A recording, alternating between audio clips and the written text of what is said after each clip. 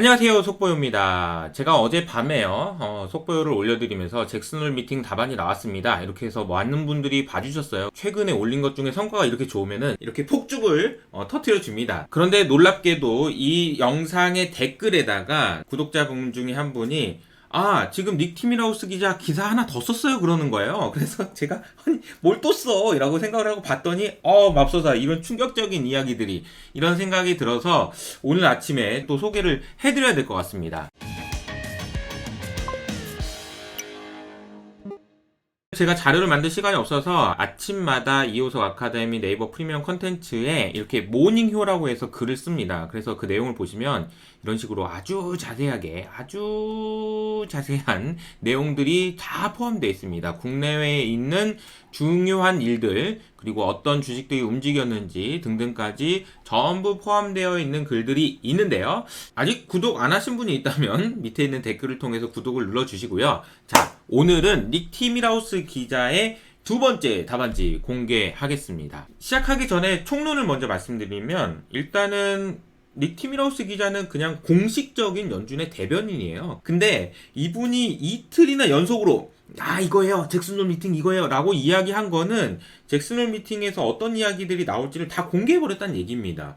그리고 두 번째 나왔던 이 기사는요. 정말 너무너무 자세해서 깜짝 놀란 것이 연준 의원들의 생각이 거의 다 나와요. 그 정도로 아주 자세한 기사 내용이었기 때문에 저도 내용을 보고 좀 충격을 받았는데 아침에 생각을 좀 정리하고 말씀을 드려보도록 하겠습니다. 기사의 첫 문장이 이겁니다. 인플레이션을 낮추려고 하는 일들 거의 끝났다. 아직 인플레이션과의 전쟁에서 승리했다라고 말할 수 없지만 연준이 할 수 있는 일은 거의 다 했다. 라고 이야기를 한 거죠. 그러니까 9에서 3%까지 왔으면 다 된 거 아니냐 이런 이야기입니다.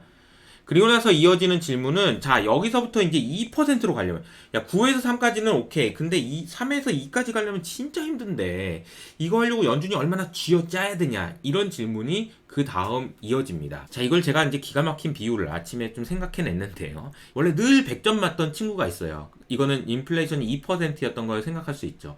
근데 이 친구가 갑자기 성적이 뚝 떨어진 겁니다. 그래서 60점까지 떨어졌어요. 아이고 얘야 왜 이러니 그러면서 공부를 하기 시작한 거죠. 이것은 CPI가 9%까지 오른 것에 비유할 수 있습니다. 이 친구가 그래서 다행히 정신을 차린 다음에 열심히 공부해가지고 90점까지 어떻게든 올려놨습니다. 이것이 인플레이션이 9에서 3%까지 낮아진 것에 비유할 수 있는데요. 여기서 90점에서 100점까지 가려면 진짜 더 열심히 공부를 해야 될 수도 있습니다. 그런데 이렇게 열심히 공부하다 보면 문제는 병원에 갈 수 있다라는 거죠. 지금 최근에 중국의 상업용 부동산 문제가 이슈가 되긴 했는데 사실 따져놓고 보면요. 어제 더 충격적인 기사는 전 세계에 있는 상업용 부동산의 3분의 1이 비어있답니다. 이게 뭡니까? 이게 어떤 일입니까? 이게 지금 병원에 실려갈 수도 있다는 얘기예요. 그래서 이 학생이 엄마를 이렇게 쳐다보는 거죠. 엄마, 90점도 괜찮지 않아? 점수가 떨어지지만 않고 천천히 올라가면 언젠간 100점 맞겠지. 이런 이야기라고 보시면 되겠습니다. 얼마나 금리를 더 올리느냐는 이제는 중요하지 않다라는 이야기를 하는 거 보니까 금리는 이제 더 이상 안 올릴 것 같아요.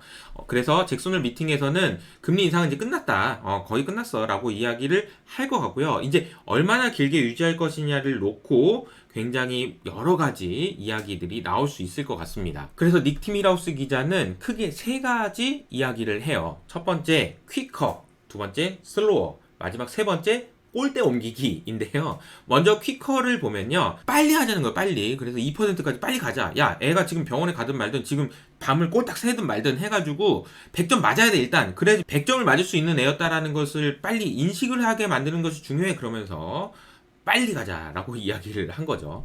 반면에 천천히 가자라는 쪽도 있습니다. 그린스펀이 했던 것처럼 시험 점수가 낮아지지만 않으면 조금씩 계속 올라갈 거고 그럼 언젠가 100점 가겠지라는 겁니다. 그리고 이와 관련된 각각의 연준 의원들의 생각들이 전부 다 아주 자세하게 설명이 되어 있습니다. 마지막이죠. 무빙 더 골포스트입니다. 이거 꼴대를 옮기자는 거예요. 자, 빨리 하자, 천천히 하자도 아니에요. 꼴대 옮겨버리자 이겁니다. 이거는 뭐냐면요, 물가 목표치를 2%가 아니고 3%로 바꾸자라는 거예요. 자, 이 말의 자세한 의미는요, 원래는 인플레이션 목표가 2%였잖아요. 근데 왜 2%로 잡았어? 아, 이거는 말이야, 디플레이션으로 빠지면 안 되니까 이제 버퍼 역할을 하기 위해서 2%로 잡은 거야. 과학이 아니야. 이거는 정해진 게 아니야. 라고 이야기하는 거죠. 그러니까 지금 여러 가지 상황이 그러니까 3%로 버퍼를 올리자. 그러면 훨씬 더 낫지 않겠어? 라고 이야기를 하는 건데요. 하지만 대부분의 전현직 의원들은 물가 목표치 변경은 큰 실수라고 이야기를 하고 있습니다. 아주 큰 실수다 라는 거죠. 그러면서 이건 아니다 라고 이야기를 하고 있어요. 자, 그래서 정리를 하면 이렇습니다. 닉 기자가 이야기한 내용은 상당히 중요해요. 잭슨홀 미팅의 힌트를 아주 구체적으로 줬기 때문입니다. 크게 보면 세 가지 파가 있습니다. 첫 번째, 퀵커파, 빨리 긴축해서 2% 가자. 슬로우파, 천천히 하자. 뭘 그렇게 바쁘냐. 무빙 골포스트파, 목표 3%를 바꾸자라는 겁니다. 자, 1번, 2번, 3번으로 갈수록 도비시하다라고 볼 수 있을 것 같은데요. 제가 아침에 곰곰이 생각을 해보니까 어쩌면 3% 이야기를 꺼낸 거는 2번 가능성을 좀 더 부각시키기 위해서인 거 아닌가라는 생각이 좀 들었어요. 너무 극단적인 걸 보여주면서 야, 이것보단 낫지 않아? 라고 이야기하는 거죠. 자, 그러면 슬로우파가 만약에 된다면 이런 생각을 할 수 있습니다. 금리 인상은 그만할 것 같고요. 지금 정도 수준의 금리를 유지하면서 상황을 볼 겁니다. 그리고 상업용 부동산이 됐든 어떤 문제가 생기면 또 다시 살짝 받쳐주면서 말이죠. 내년에는 금리 인하도 가능하다라는 시나리오가 나올 수 있을 것 같습니다. 그런데 다만 물가가 다시 2%까지 가는 데는 3년이 걸릴 수도 있다. 3년이 걸리면 2026년인데요.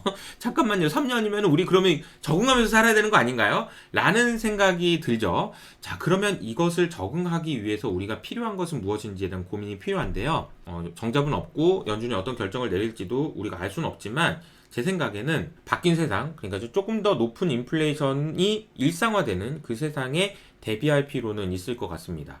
여기서 중요한 포인트는 지금 이렇게 높은 금리임에도 불구하고 돈을 가져다 쓰겠다는 그런 미국 정부의 생각을 잘 봐야 된다라고 생각하고요. 여러 가지 고민들이 많이 되는 시점인데 여러분들이 댓글로 다양한 의견을 남겨주시면 그 내용을 토대로 또 한번 영상을 만들어 보도록 하겠습니다. 그리고 다시 한번 말씀드리지만 이렇게 중요한 내용들을 매일 아침, 저녁, 그리고 수시때때로 올려드리고 있는 네이버 프리미엄 컨텐츠 많은 관심 부탁드리겠습니다. 그럼 저는 여기서 인사드릴게요. 안녕!